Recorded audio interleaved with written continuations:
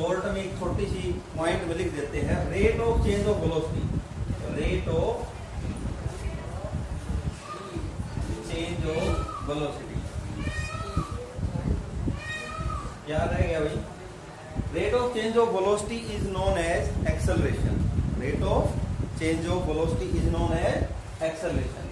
Acceleration को a से denote किया जाता है, किससे डिनोट किया जाता है भाई? ए से डिनोट किया जाता है। एक्सेलरेशन इज इक्वल टू होती है change in velocity, change in velocity upon time taken, time taken. तो चेंज इन वेलोसिटी, वेलोसिटी का चेंज कैसे पढ़ेंगे भाई? A is equal to final velocity minus initial velocity, initial velocity, final velocity minus initial velocity upon time taken, time taken. ठीक है बच्चों, अब मान लीजिए आपके पास टाइम है, इनिशियली टाइम है आपके पास t1, then velocity is equal to v1। v1 क्या है? इनिशियल वेलोसिटी, इनिशियल वेलोसिटी, ठीक है, आपकी इनिशियल वेलोसिटी। इफ टाइम आपका आ जाए t2, then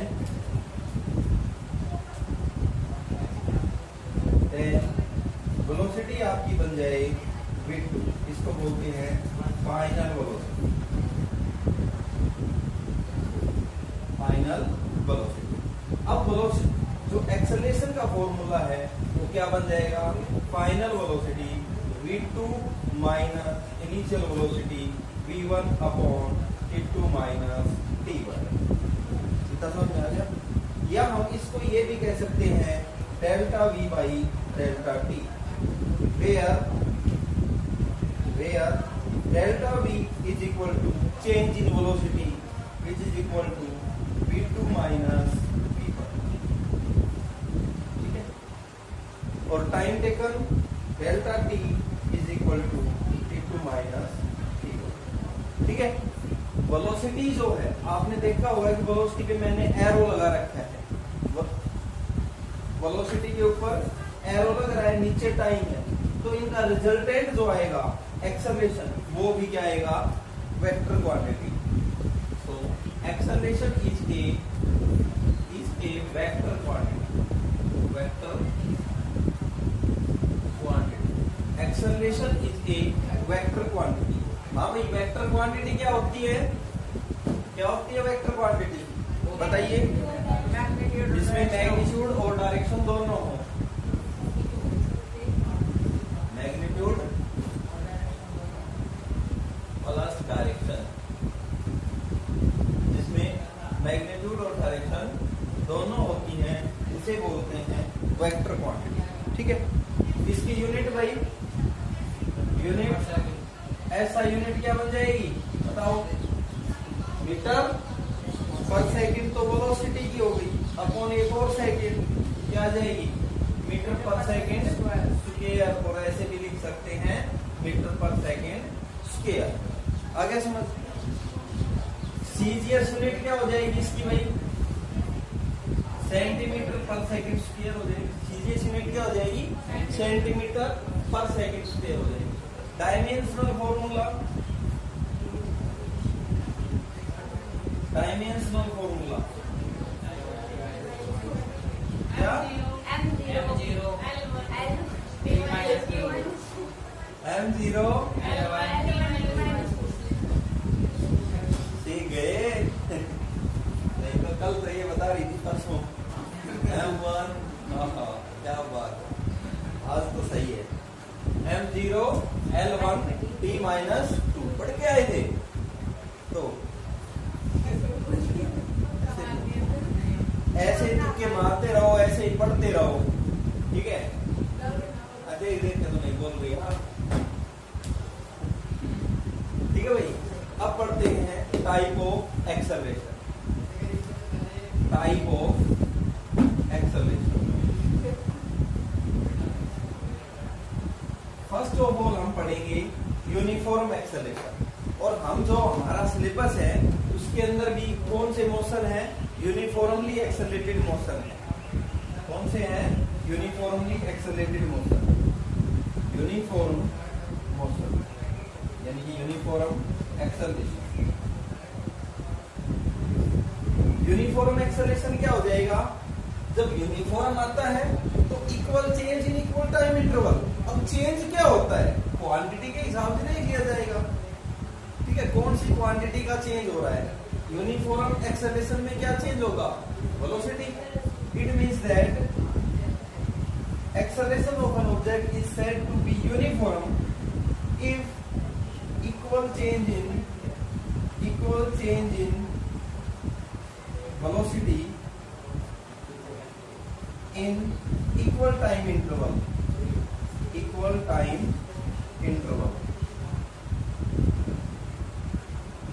change in velocity in equal time interval। यदि हम इसका ग्राफ बनाएं, फर्स्ट ऑफ ऑल हमने एक तो पोजीशन टाइम ग्राफ पढ़ लिया था, अब हम वेलोसिटी टाइम ग्राफ बनाएंगे यूनिफॉर्म एक्सेलरेशन का, ठीक है। तो कैसे बनेगा?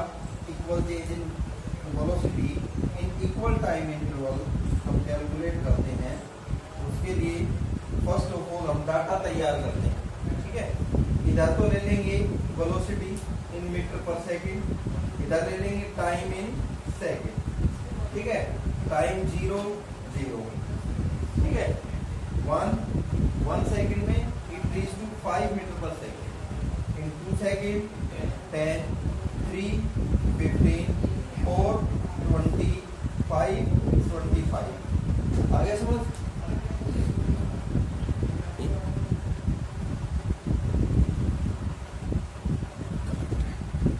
देखिए चल रहा है time.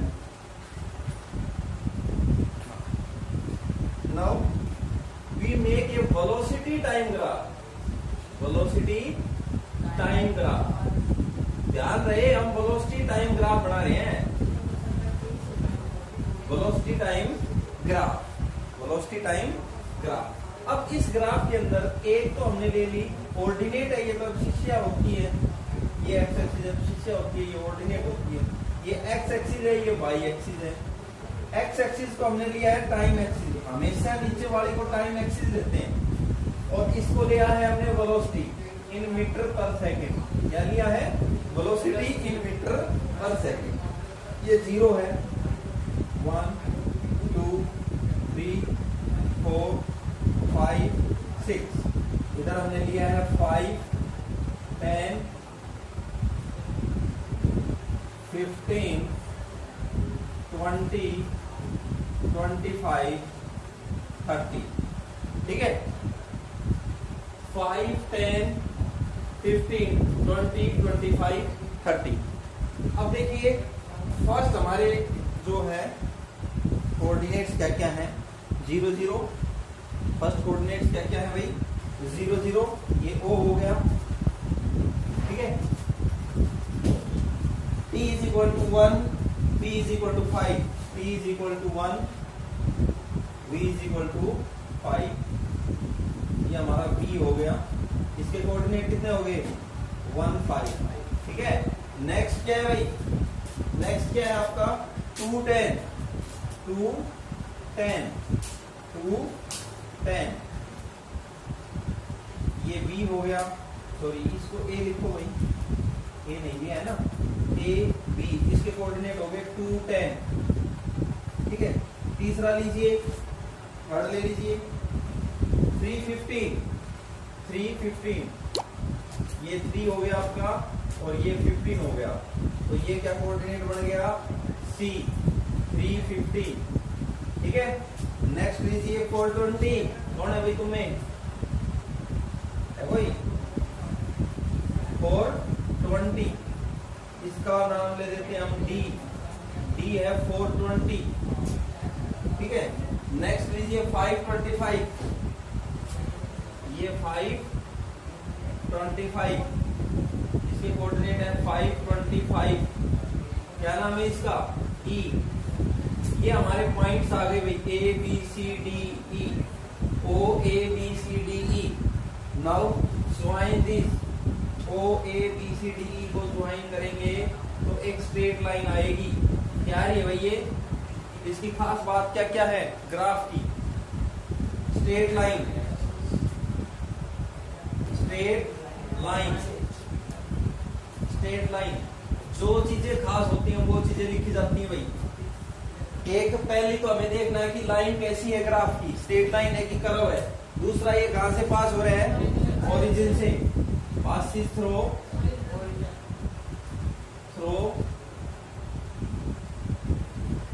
Origin.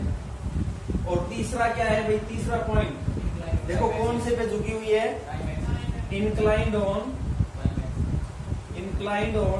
Time axis, time axis, inclined on time axis. आगे समझ में। अब एक साफ सा बनाते हैं, इनके साफ सा ग्राफ बना लेते हैं और उसके अंदर हम पढ़ते हैं इसका स्लोप लेंगे तो क्या होगा, इसके साथ क्या क्या कुछ कर सकते हैं, वो सारी बातें हम पढ़ेंगे। तो फर्स्ट ऑफ ऑल एक ग्राफ बना लीजिए, ठीक है। एक चीज और है, ये जो ग्राफ की लाइन है ना, ये देती है एक्सेलरेशन की वैल्यू। किसकी वैल्यू देती है, एक्सेलरेशन की वैल्यू। किसकी वैल्यू देती है, एक्सेलरेशन की वैल्यू। तो इधर तो हमने टाइम ले लिया इन सेकंड, इधर वेलोसिटी ले ली इन मीटर पर सेकंड, और ये 0। तो ये आपका ग्राफ आ गया स्ट्रेट लाइन, ठीक है। जिस टाइप का जो ग्राफ आया है ये स्ट्रेट लाइन ग्राफ, इसमें 2 पॉइंट्स ले लेंगे, A point A initial point, B is a final point. इसके कोऑर्डिनेट्स हैं, ए के कोऑर्डिनेट्स क्या क्या है भाई, t1 v1, और बी के कोऑर्डिनेट्स क्या होंगे, t2 v2, यही होंगे ना। तो इसके को ले लिए coordinates t1, this is v1, जगह बचा लेते हैं थोड़ी सी, इधर लिख दिया है, या तो आपका हो तो यहां लिख देता हूं 1 t1 v1, इसके लिख देता हूं t2 v2, ठीक है। ये हो गया आपका v2 और ये हो गया आपका t2। नाउ जो आपका a है, v1 a है, इसको एक्सटेंड करेंगे एट सी पॉइंट तक एक्सटेंड करेंगे तो क्या क्या वैल्यूज आती हैं भाई, bc इज इक्वल टू क्या आता है भाई, v2 minus v1, ac is equal to क्या आता है, पूरा t2 है और ये t1 सब्ट्रैक्ट कर देंगे, t2 minus t1, t2 minus t1। इन पॉइंट्स को a b c, इसको d नाम दे देते हैं, इसको e नाम दे देते हैं। बात समझ में आ गई। तो फिर हम कैलकुलेट करेंगे कि वही चीज है, हमने पोजीशन टाइम ग्राफ के अंदर क्या पढ़ा था कि स्लोप किसको देता है, वेलोसिटी की वैल्यू को देता है। अब इसमें पढ़ेंगे वेलोसिटी टाइम में, तो हमें पता था भाई डिस्प्लेसमेंट अपॉन टाइम क्या होता है, वेलोसिटी होता है। अब देखो प्रैक्टिकली सोच के देखिए कि velocity upon time, change in velocity upon time क्या होता है, एक्सेलरेशन होता है। तो इसका स्लोप निकालेंगे, वो एक्सेलरेशन की वैल्यू को देगा। तो चलो निकाल के देखते हैं। इसके अंदर आपके पास v1 आ जाएगा, vc इज इक्वल टू कितना है भाई, v2 माइनस v1, ac कितना है, t2 माइनस t1। हम जिस फॉर्मूले को जानते हैं उसको लिखते हैं सबसे पहले। we know that acceleration is equal to होती है change in velocity delta v upon delta t, यानी कि v2 minus v1 upon t2 minus t1। तो हम क्या करेंगे, v2 माइनस v1 की वैल्यू रख दें, इस ग्राफ से वैल्यू रख देते हैं, it is bc upon t2 minus t1 क्या है, ac। ये क्या आ गया भाई, परपेंडिकुलर अपॉन बेस, यही आ गया ना, यही आ गया। तो एक्सेलरेशन इज इक्वल टू आ गया tan थीटा, यानी कि slope of line AB, slope of line AB, ये थीटा एंगल बना रहा है, ये है भाई थीटा एंगल, तो ये कोरस्पोंडिंग एंगल थीटा हो गया, ठीक है। समझ में आ गया। देखो हमने एक पॉइंट आपको बताया था कि पोजीशन टाइम ग्राफ का स्लोप लेंगे। स्लोप किसकी वैल्यू देता है? पोजीशन टाइम ग्राफ का स्लोप वेलोसिटी की वैल्यू देता है। किसकी वेलोसिटी देता है? किसकी वैल्यू देता है? वेलोसिटी की वैल्यू देता है। और आपका वेलोसिटी टाइम ग्राफ का स्लोप ले ले, वो किसकी वैल्यू देता है? एक्सेलरेशन की वैल्यू देता है। ये 2 पॉइंट याद रखोगे हमेशा याद रखना ये 2 पॉइंट। यदि ये 2 पॉइंट भूल गए तो ये चैप्टर साफ हो गया आपका, ये चैप्टर साफ हो गया। अब देखो छोटी छोटी मगर मोटी बातें और बताते हैं हम आपको।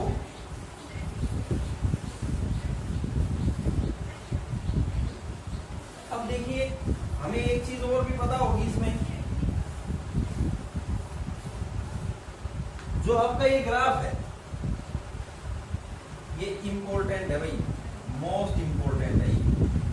अच्छा आपके पास ये जो ग्राफ है इसमें ये वैल्यू यहां तक क्या है? V1 है और ये V2 है ना, यहां से यहां तक क्या है? V2 है। ये टाइम T हो गया। ठीक है, अब देखते हैं भाई छोटी सी चीज और कैलकुलेट करते हैं। वेलोसिटी टाइम के अंदर एक्सेलरेशन तो हमने स्लोप से निकाल दिया, लेकिन यदि वेलोसिटी और टाइम भी है तो एक बार सोच के देखो कि वेलोसिटी गुना टाइम हो जाए तो क्या होता है? डिस्प्लेसमेंट नहीं होता? डिस्प्लेसमेंट होता ही नहीं। तो डिस्प्लेसमेंट हमें निकालना हो ग्राफ से तो हम क्या करेंगे? डिस्प्लेसमेंट को ग्राफ से निकालना हो तो हम क्या करेंगे? हमें एक्सेलरेशन निकालनी है तो स्लोप ले लेंगे, लेकिन डिस्प्लेसमेंट निकालना है तो क्या करेंगे? Think about it. सोच दिया? अरे स्वतंत्रता का प्रयोग करेगा कि नहीं? कर लिया? तो चलो स्वतंत्रता का यूज करते हैं। डिस्प्लेसमेंट इज इक्वल टू क्या होगा भाई? एवरेज स्पीड गुना टाइम, यही होगा ना? क्या होगा? एवरेज स्पीड गुना टाइम। चल रही है